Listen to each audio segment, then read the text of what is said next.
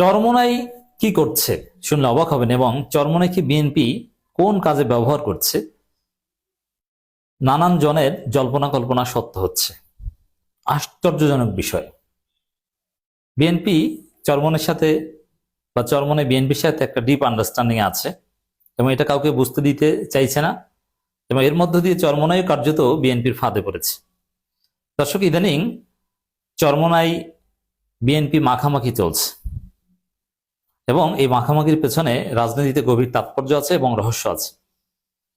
এবং আপনারা দেখছেন যে তারেক রহমান কিছু ভালো ভালো কাজ করছে। সংসদে আরবি ক্যালিগ্রাফি, কালেমার খচিত ক্যালিগ্রাফি, লা ইলাহা ইল্লাল্লাহ মুহাম্মাদুর রাসূলুল্লাহ, আবার ধর্মীয় কার্ড খেলছেন তারেক রহমান, যেমন আলেমদের খুব রেসপেক্ট করছেন। এটা ওভারঅল এগুলো অনেক রহস্য আছে। একটা হচ্ছে জামাত বিরোধী দল, তো বিরোধী দলের সাথে সরকারি দলের প্রতিযোগিতা থাকে, এই জন্য এইসব ভালো কাজ জামাতের চাইতে বিএনপি ভালো করার চেষ্টা করবে, এটা একদম স্বাভাবিক।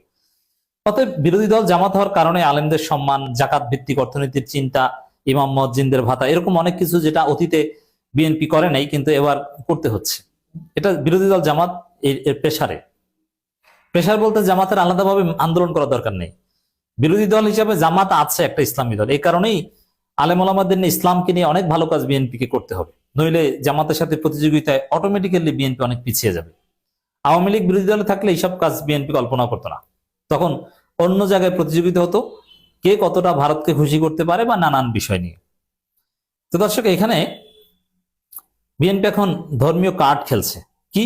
এই যে জাকাত ভিত্তিক অর্থনীতি, শাহ আহমদুল্লাহদের মূল্যায়ন এবং ইমাম মুয়াজ্জিনদের ভাতা প্রদান, এই যে বিষয়টা, এটা মূলত জুলাই সনদকে ধামাচাপা দেওয়ার জন্য। জুলাই সনদ যদি পুরোপুরি বাস্তবায়িত হয়ে যায় তাহলে আপনি নিশ্চিতভাবে লিখে রাখেন বিএনপি হুজুরদেরকে গুনবেই না। কারণ জুলাই সনদ ধামাচাপা দেওয়ার জন্যই, জামাতের সাথে প্রতিযোগিতায় এগিয়ে থাকার জন্যই এসব ধর্মীয় কার্ড খেলতে হচ্ছে। দেখেন, ভেরি ইন্টারেস্টিং হিসাব। তারেক রহমান ইমাম মুয়াজ্জিনদের ভাতা প্রদান উদ্বোধন করেছেন, ভেরি গুড। তো সেখানে বিএনপির মিত্র যে হুজুর আছে, যাদেরকে সিরিয়াসলি মূল্যায়ন করা এখন জরুরি বিএনপির জন্য, জমিয়ত।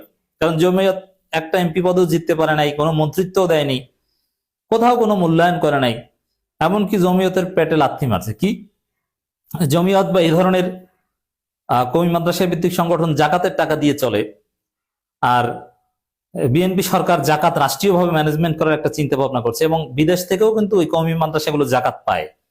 আপনি যদি দুবাই যান রমজান মাসে দেখবেন যে অনেক